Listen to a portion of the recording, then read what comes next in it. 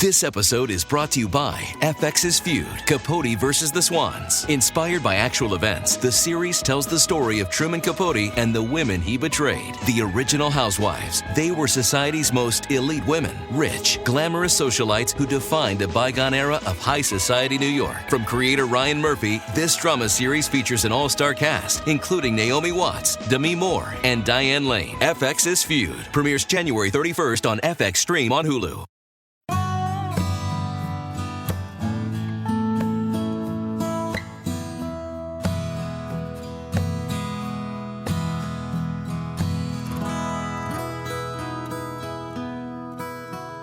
This is Central Texas Living with Ann Harder.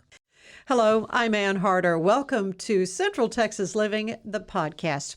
You know, there are people who've had to overcome the worst adversity, and I'm talking about victims of domestic abuse, domestic violence, sexual abuse, sex trafficking, things like that, substance abuse. I mean, hard things. I'd like you to meet Lolita Gilmore, my good friend Lolita. Her passion is helping these folks who are overcoming, and you founded the Teach Them to Love outreach ministry that's located in Killeen. And I mean, you're just a delightful person. You're a retired Army veteran, right. 21 years right service, but you have 2 master's degrees, social work and substance abuse counseling, working on a PhD. How's that coming? Well, you know what? I changed and went to a doctoral because I wanted to go into seminary. Okay. So it's like everything that we've done with social services, psychology, and it's like God said, okay, what about me? And I was like, I want to do this. And I've been wanting to do it forever. And so I just shut down everything else. And now I'm working on my doctorate of ministry. So I'm in seminary right now. Okay, and I didn't get to that part yet, but you are a minister. You are a minister as well of the Word of God. And I just want to share this first. It says, and this I found on your website, but she lives by the scripture which states, I can do all things through Christ who strengthens me. That's Philippians 4:13. And what a great scripture to live by. And let's talk about the folks that you help through your counseling services and teach them to love outreach. Well, when we look at what we're doing right now, and I'm a little distracted here. Okay, so what we look at is just that the underserved and the disenfranchised populations that deal with domestic violence, substance abuse, child abuse, sex trafficking, and other family dynamics that we don't normally hear about. In our world, everything is perfect. We're living the American dream. But you have a population of individuals who are suffering, from some treacherous, tumultuous situations. And so that's the population that we're drawn to, because when we look at where we are now, we look at the crime rate. Right. We look at. I know they're concerned in Killeen too, a huge especially concern in Killeen because there's been an uptick, and it's frightening. And if you're a parent with a kid in school, it's exactly. Yeah. And so when you think about all of that, and what my passion is, is the why. Let's get to the why. Let's get an understanding. And oftentimes when we do assessments, we find out that there was childhood trauma. That childhood trauma comes in the form of child abuse, domestic violence, family violence, and we give everything all these different categories, but at the end of the day, it's family violence. And so when we get to that and we begin to talk with the individuals in school, and where we find is that this leads to the gateway of the child welfare system. And so you have the fussing and the fighting and the drinking and everything that's going on. What's happening to the babies along the way? They're going into the CPS system. And as they go into the CPS system, mom has to make a decision. Dad has to make a decision because this is family violence. So now we have shelter services, which is where Teach Them to Love comes in. Because with this service that we have, the mother leaves because, hey, this is dangerous. And you have so many who try to stay in the situation. Right. Well, because the husband's the breadwinner, and they're economically they feel like they're tied to their problem. Exactly. And so when we look at all of that, that's one of the reasons when we ask the question, and it's such an unfair question that we ask a lot of individuals, especially females. Well, why would you stay in a situation? Yeah. And like you just said, I'm not staying for me. and they think that I'm staying for the sake of my child or the sake of the children and their livelihood, because it's better to have them in the home where they have the 4-bedroom home, the nice house, and all of the fixings that come along with it, but they're being traumatized every day. Yeah.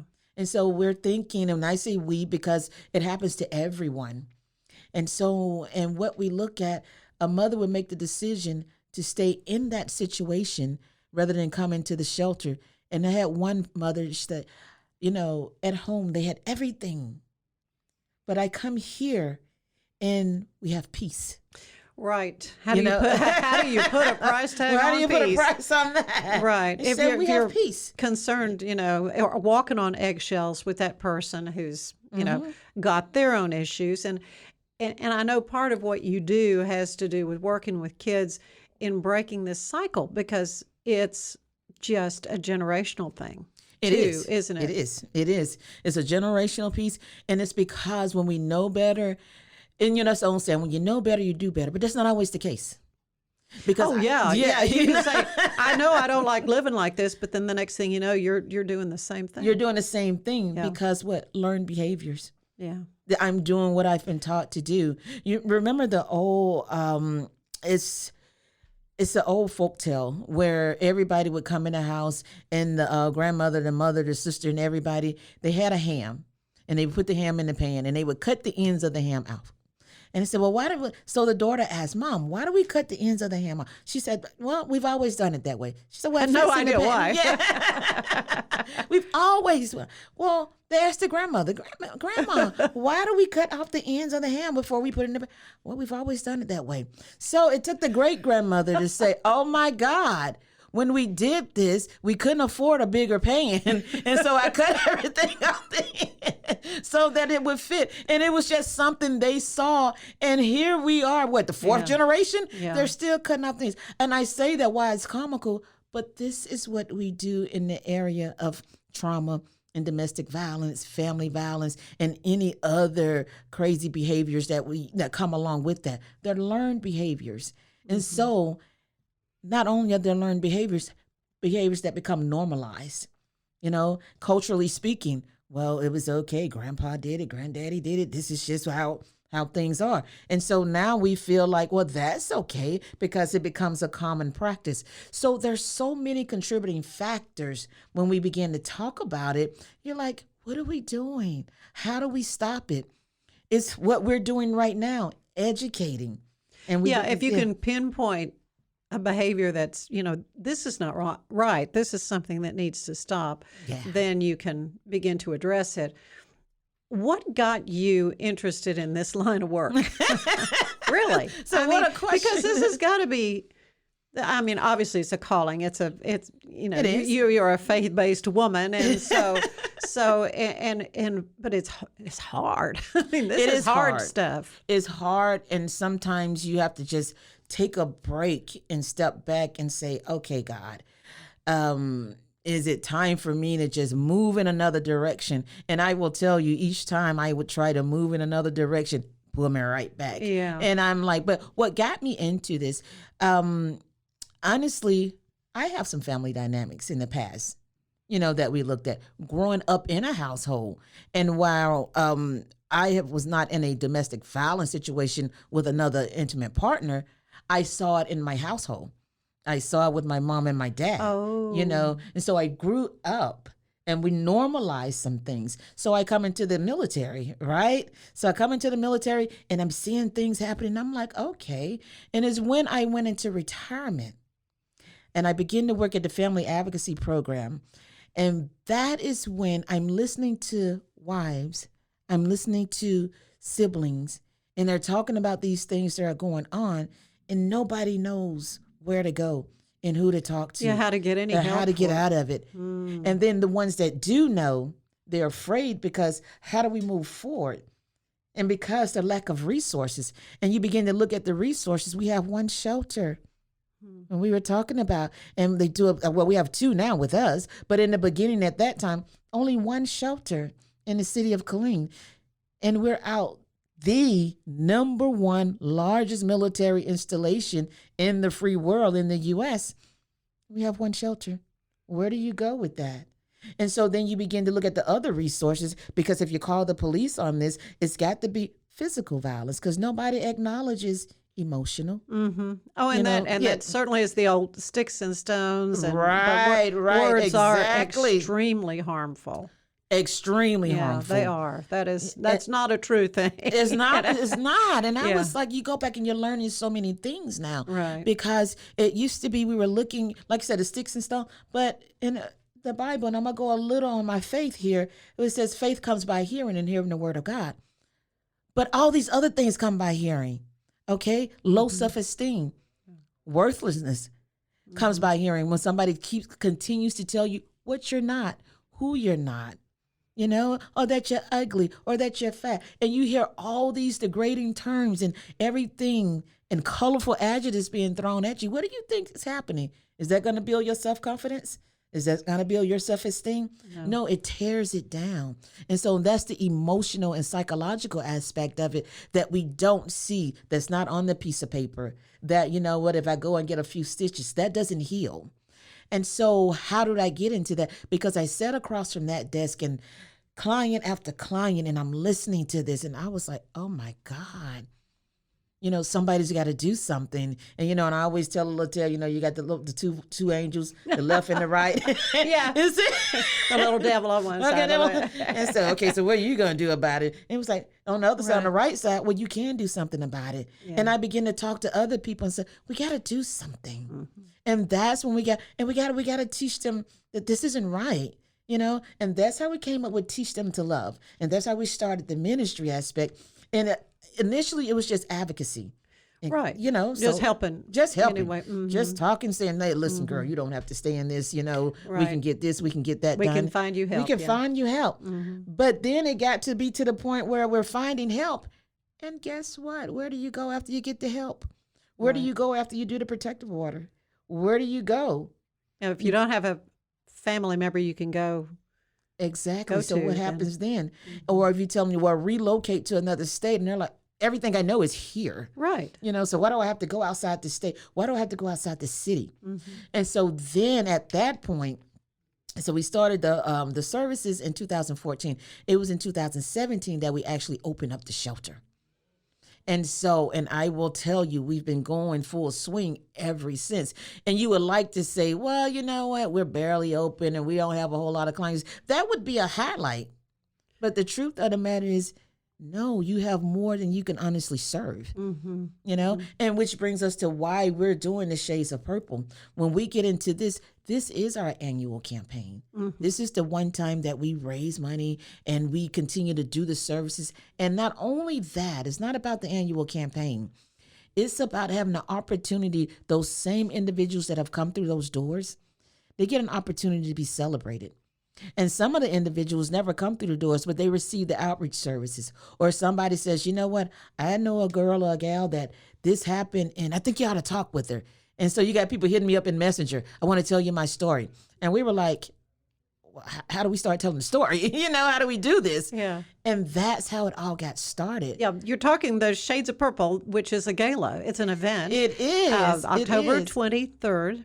October 23rd, 2021. Yes, and how many years ago was it I came to Shades of Purple? You did our second annual Shades of Purple, so that was 2 years ago. It was 2 years ago. Right. Yes, and I was so honored to be a part of that event because, you know, it's about domestic violence and horrible, really awful things that people go through. Yes, ma'am. But it was such a celebration. It was such a party. It was one of the most fun things I've been to, which sounds kind of weird in a way, but because we celebrated people who came out of really dire situations. And, you know, we always think about women being victimized, but there were at least 2 men. There were 2 males there, right? Yeah, and one was, a preacher? Yes.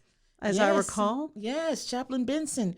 And, you know, and he gave his story, and his story, it still haunts me to this day because he came out of the situation, and I like telling his story. And I like telling the story because quite often we have males that would never tell their story. Oh, I'm sure. You know, well, even to come to you for help. exactly. But women can certainly be the aggressor and the abuser. And in his case, she was the She abuser. She was, was the yeah. aggressor. She too had been abused, you know. And so when she got with him, any little thing that he said, she had trust issues. And those trust issues began to magnify. She became paranoid. He's doing this, he's doing that. And, you know, and he was like, she told him one night, I'm going to kill you. Yeah. And so. And if somebody says that, believe 'em. believe it. Yeah, Believe it. believe them. But he dismissed it until he got a phone call 2 nights later to say that his sister had been killed by her husband. He said at that point, his whole world shifted. And the next time she told him that he said, no, I'll see you in a few minutes. And he left the house and he never went back in there. Oh, my. Yeah. Yeah. So he did leave. And so, but he had to because he realized that this was serious and it was very serious. And so, and like you said, when somebody tells you that that's what, believe them. Yeah. Because they mean that. Who says they're in their right mind? That not to somebody that you love, not to someone that you care about. Yeah. You know, you may be like, you know what? I'm really upset with you right about that. Yeah. But not that I'm going to kill you. Oh, heavens no. You know, that's a Heavens, strong no. statement. You're like, that's kind of final. You know? Oh, yeah. Like, Well, oh my you've God. got a lot of stories, and we've got more to talk about because you've even written a book.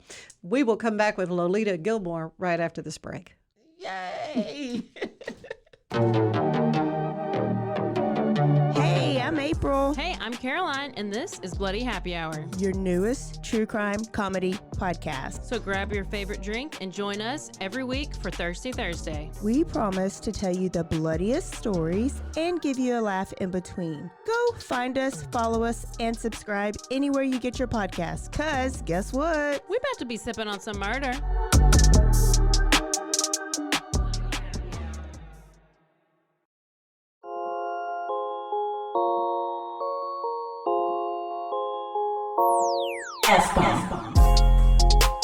This is Mandy and the F-Bomb, where we shed light on stories and invite you to find your place and purpose in the world of foster care. Through my involvement with families involved in foster care and being a foster mom myself, I've learned that it's the things that wreck us the most profoundly that can stitch us back together into the best, purpose-filled versions of ourselves. Tune in to Mandy and the F-Bomb. It's stories that invite you in to find your place and purpose in the world of foster care. You can find us anywhere you get podcasts or at roguemedianetwork.com. Make sure you subscribe so you don't miss a thing.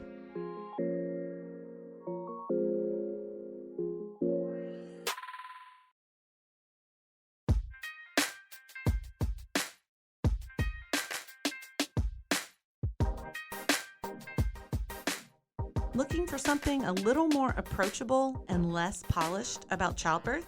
There's a lot of really good podcasts and YouTube channels, books, and articles on this topic. So what's the angle? My name is Micah Burgess, and I've been a birth doula for over 20 years. What's a birth doula? I'm basically a childbirth labor coach, but more on that later. I'm also a mom of 6. That's right, 6 kids.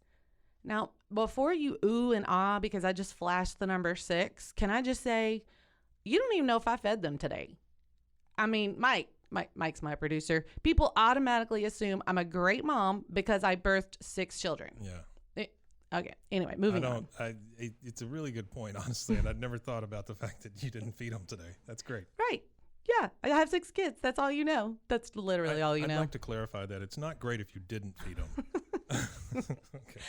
That's so true. That's so true. So as I was thinking about this trailer for the podcast, I decided to go ahead and listen to some of the examples of other trailers for different podcasts. Unfortunately, I do not have an amazing accent that will hypnotize you so that you don't actually care what comes out of my mouth. Agreed. Right? So this trailer needs to give you a good sense of what this podcast will be like. Okay, so let's talk about the title. Game day is referring to the actual day the mom is giving birth. I use this term often in my book. Hey, Mike, I wrote a book during quarantine. What's the name of that book? The Humor in Birth, Stories and Insights from a Doula. And we're going to use that as a guide for the podcast, interviewing different people and stories that are in the book. And so I'm excited about that. Now, when you hear game day, you might also be thinking like sports show, but this is not a sports show. It's about birds, not balls. And this is a play on words, so you can make the balls be whatever you want. I'm just saying. So here's what I know about birth. It's amazing, monumental, hard, messy, traumatic, and life-changing. And these are the things you typically hear about. All the different options, the education preparation, maybe what went wrong or the nurse you didn't like. There's also bad experiences, trauma, and yes, loss. These are all things that need to be talked about and shared. What I want to highlight is an aspect of birth rarely talked about: the humor, enjoyment, the giggles, amusement, candor. I mean, these are unfiltered women, y'all, with some fabulous one-liners. So as my client Sherry is now pushing for hour number 2, she says, "Howard, you're getting fixed." What about the hilarious things family members do during birth? My sister-in-law is focused and breathing through a very difficult contraction. And my brother, burrito breath, is all up in her grill. Is that his God-given name? Yeah, burrito breath. That's what we call him. Don't do that. People don't eat in labor and then breathe on your person. Don't do that. What about my embarrassing blunders, Mike? At the end of one of the births I attended, I was congratulating my client. "Oh my goodness, Rebecca, you were so amazing. So proud of you. Congratulations." And she's like, "Thank you. My name is Cecilia." Ooh. Seriously? Like I just called you the wrong name 100 million times during your birth. Okay, I probably shouldn't get paid for that one, y'all. The lighthearted atmosphere can be positive and powerful. When the room is not heavy, it can remind the laboring mom that she's okay. She's normal. Birth is normal. And this can strengthen her mentally. That's what I do. I help women during childbirth, help them manage contractions through breathing and different big bag of tricks that I got. Give them mental and emotional support so that they can have a positive birth experience. When we embrace these light-hearted moments, they become special memories. And the more we share the memories, the more positive the birth becomes. And that's what we're going to do on this podcast. We're going to share these light-hearted, positive moments and these stories and these amazing people that I get to work with in births. I'm going to share my own birth stories. We're going to have different people that we're interviewing, and I'm super excited about that. So join me using any of the podcast platforms or roguemedianetwork.com. Subscribe so you don't miss any episodes of Game Day, Birds Not Balls. You can also follow me At My Doula Micah. and check out my website, wacodoula.com.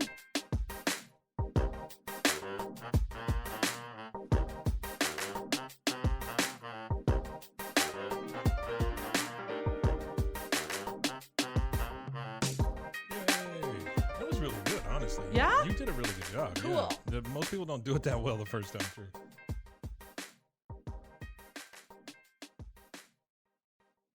And we are back with Lolita Gilmore, who is the executive director and creator, founder of Teach Them to Love Outreach Ministry, and Shades of Purple Gala, which will be on October 23rd, 2021. You do this every year. It is a primary fundraiser for the work that you do, helping domestic violence survivors and those who find themselves in just perfectly dreadful situations. Yes, exactly. So when we talk about the Shades of Purple, when you look at that, what is it? And someone asked the other day, where did you come up with the term idea? shades? Shades of purple. Yeah. We've heard of shades of gray and all that kind of stuff. Right. And we Not said, related to that. Totally different. And so with Shades of Purple, because purple being the color that we utilize for domestic violence. Oh, okay. Okay. Is also the color when something is deep and dark, when we start talking about what's going on in emotions. And they said, when we get to the darker emotions, it's black, purple in that area. So when you begin to talk about the shades of purple, you were like, what's your shade? Where are you in this journey? Where's your healing process? Yeah, are you lilac? Yeah. Are you lavender? Were you lavender, lilac? What's going on? Yeah. And so that's when we say the shades of purple, because you have some, like one young lady, she said, well, I really want to wear pink. I said, you want to wear pink? She said, yeah, that pinkish rose, fuchsia. I said, then wear that. Yeah. because that's where you are right now. I'm not even in the purple family. I've just exceeded that. I've graduated. I'm doing some things. And so that's where the shades come in. What's your shade? Where's your healing process? Are you at a stuck point? You know, have we surpassed purple? Are we deep in the black area? Yeah. Where are we? Indigo, really. Yeah, The deep, exactly. those deep colors. Those deep colors. Yeah. Well, it's funny. I think about a bruise. Oh, wow. Yeah. As the shades of purple and as it, Exactly. heals, and it even kind of gets green. Right. Well, I don't know. That's kind of what I thought of. That's beautiful because sadly, many of these victims have been physically assaulted. I mean, they have suffered those bruises and cuts and abrasions. And they have. Yeah. And so when you look at the bruising, look at the different shades, the color, the coloration or the discoloration that comes along with that. And you're like, but we know when it begins to heal, when the healing process is taking place, because what's happening, it gets brighter and it comes back to the normal skin tone. Then it's the normal color. Yeah. And so that's when the shades of purple. And so when we got that, and there was so many shades of different women, and, demographics and men, men too. And so, and it is not, there's no prejudice in this, and not in this field, not in this dynamic, because it affects everybody. There is, right. Everyone is affected by it. And every socioeconomic. It doesn't matter, rich, poor, that does not matter. And so when you look at that, that's where the shades of purple comes in and says, you know what? We embrace everyone. This is an opportunity to come in, and your story where others have made you to be embarrassed or ashamed of what has happened, we can celebrate this. Yeah, you do. Yeah. I mean, it truly is. I have to say, it's surprising when you think about the subject matter, as and what folks have gone through. But that's what I love about this podcast, because I love talking to people who see a need, and often it's the Lord that's telling them, you need to do something about that. And I mean, I can't imagine you when you were in the Army, you would imagine that you would be doing what you're doing now. Right. And that you would have the ministry that you have, really. Yeah. And that's what's kind of fun about it. It is. This journey. Because, so many says, you're in the military. Yeah, I went into the military, and it was. Yeah, why did you do that? Okay, so I was a little knucklehead. Really, I was a little knucklehead. And what was happening with that, I got into some trouble. So it was like, I want to be like everybody else. And so, you know what? I just came in because I was serving God and country and this and that. No, I got in a little trouble. And so my dad, he's talking to him, and he was like, yay, kiddo, what are we going to do here? But this goes back when you have to understand the childhood trauma and that anger and what's going on, because I was just angry at the world. And so the military came about with, I got in some trouble, and he says, if you keep going along this path right here, it's not going to be very good. And I was like, but I was hanging out with my friends, doing some god-awful stuff. And you were like, what teenagers do. And like, we were getting in trouble and all of that. And so when I got into trouble, big trouble, he said, you have a choice. And so what's that choice? You're going to find something to do.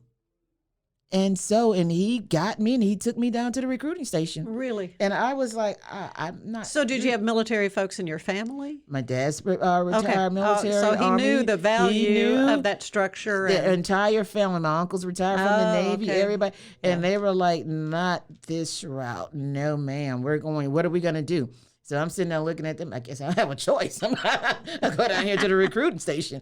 And I did. And in 30 days, I was at Fort Jackson boot camp. In boot camp. And so I always thank my pops for that. That I was like, you know what? This right here he was like, we're not going to do this. You are not going to do this. You're going to have to find a better way of handling this. And so you made it a career. It was 21 a career. Years, yeah. It was 21 years. Yeah. 21 years. And I would have done longer, but the deployments became rapid. Yeah, I did 3 think you were tours. in Iraq. Yes, ma'am. You did serve in Iraq? I did. What was that experience like? Ooh, that was an experience. It was scary, but it was very fruitful at the same time. And I say that because you never know how much courage or stamina or resilience is within until you're faced with it all. You know, and so your thing becomes that, you know what, I'm going to get back home. And if I'm going to get back home, I'm going to have to get my head in the game. And I'm going to have to realize that my faith right about now is going to have to get me through this and get me out of this. Yeah. And so it was scary, but it was a time that was needed for our country and where we were and what we were doing. Sure, yeah. And it served its purpose. Mm-hmm. You know, I lost a nephew, you know, over there, had to escort him back home. And that was in July 2007. So, you know, all these things are fairly recent. Mm-hmm. And you're like, but we served God and country. Yeah. And now when we come home after retirement, now you go serve the community. Right. And you do that passion, those things that you never knew that you. Why do I feel this way? Why do I want to talk to individuals about substance abuse and understanding? Because in growing up, substance abuse was a huge reason a lot of the domestic violence would take place in the child abuse in the home. It's all interlocked. Now, yes, you've written a book, and this was in 2016, A Simple Leaf. Tell me about your book. Okay. So A Simple Leaf talks about myself and my 4 siblings. Mm-hmm. And we're talking about, and the main character in that book is Janky. And Janky because what my grandmother used to call me, Jinx. And she used to say that to me because no matter when she would go play bingo or cards or whatever, if I was there, she said, you jinx me every time. So that was kind of like my nickname. But anyway, long story short, I was like, oh, maybe that doesn't help your self-esteem, right? And what she started saying was like, well, maybe I shouldn't be coming. But that was just she and I. That was our little conversations we would have. But after writing that book, it tells about giving you a bird's eye view of what child abuse really looks like through the eyes of the child. Yeah. And while the family is thinking, well, it's just mom and dad having this conversation or this heated argument. But in the midst of that heated argument, you hear some colorful adjectives and some situations that you're like, ooh, they're talking about us. And so all of that comes into play. And we also understand what mental health happens in the family unit and how that contributes largely to when we start talking about family violence. Mm-hmm. Because what we're looking at and we're thinking, well, that's just a substance abuse issue or that person is just hard to get along with. No, that person was really seriously dealing with mental illness. And so that's what the book begins to color all of that and outline and expound on it as to say, this is not black and white. You know, there's some areas to all of it. And if we don't take the time to get an understanding of where it developed from and where it started, then we're never going to fix it. And so what happened with my mom and her mental health issues. And so, and a lot of people think, well, was it the dad that was abusive? No, it was the mother. But it was because of mental health. Right. And so, and the things that was happening in that, and after going through all of that, then now the dad has to figure out, where do we go from here? What do we do from here? So that's what the book is really all about. It paints a really colorful picture of what child abuse looks like, family violence looks like through the eyes of the children. Mm-hmm. And that's available on Amazon. That is available. A Simple Leaf. Your Shades of Purple gala. Just a few days from when this podcast drops, but it's not too late. You have a website folks could go to get more information. We have a website. You can go to t3loutreach.org to our website and hit the donation button, or you can go on PayPal, t3l/me, and that you can get your tickets there, or you can go to Facebook, to our Facebook page, Teach Them to Love Outreach, and you'll see right there, because we've created an event. So go on Facebook and look for the event, and you can even get your tickets there.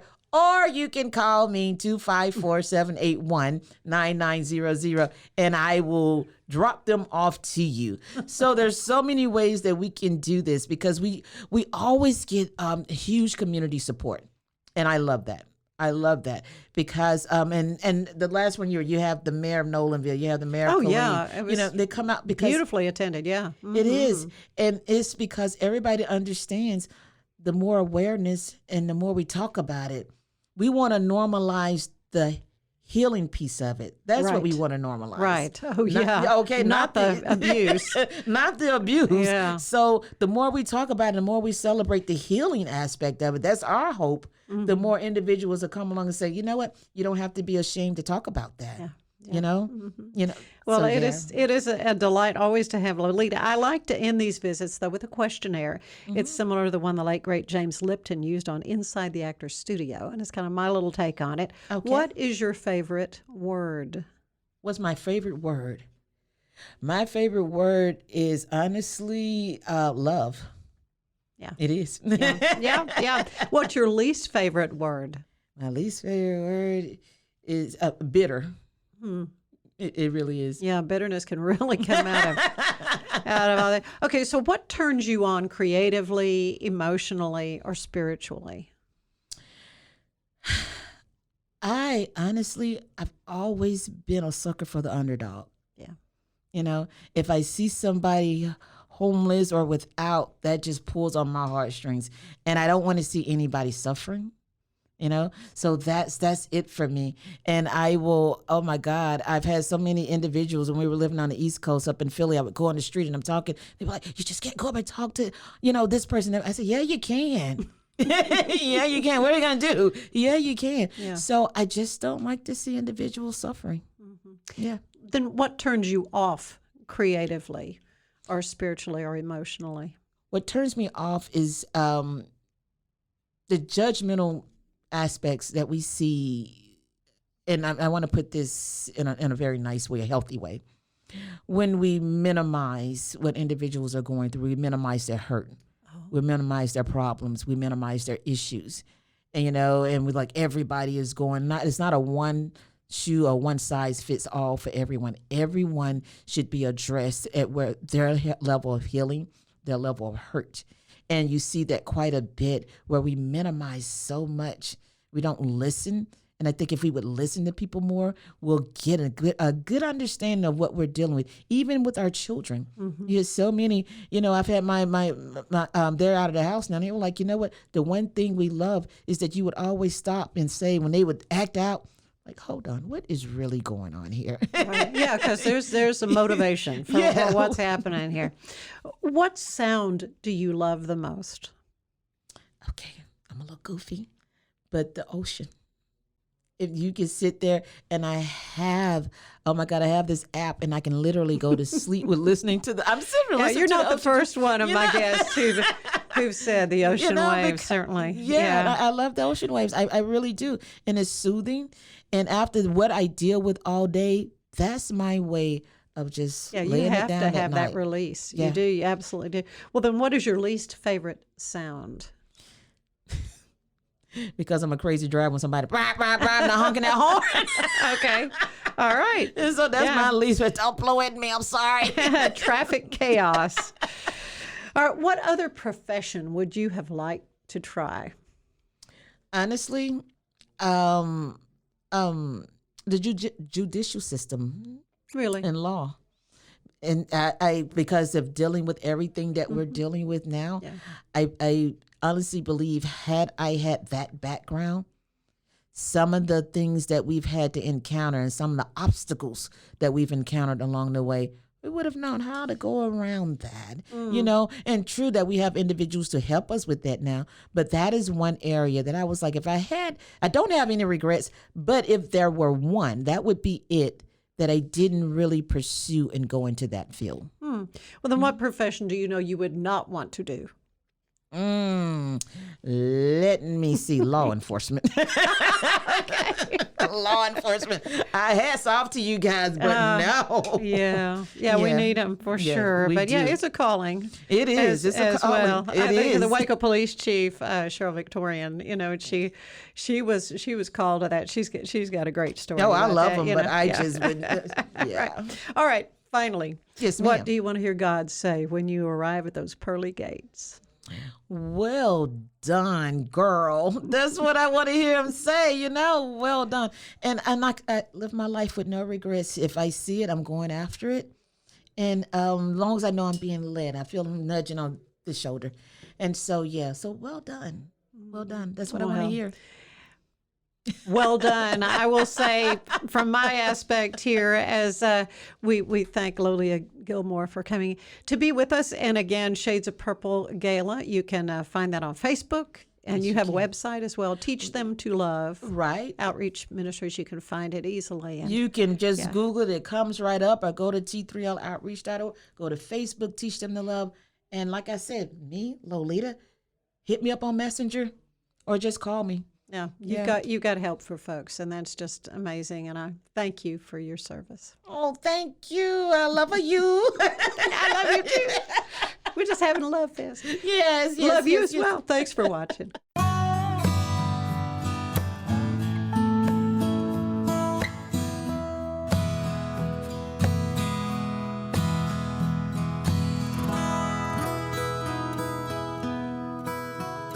This is Central Texas Living with Ann Harder.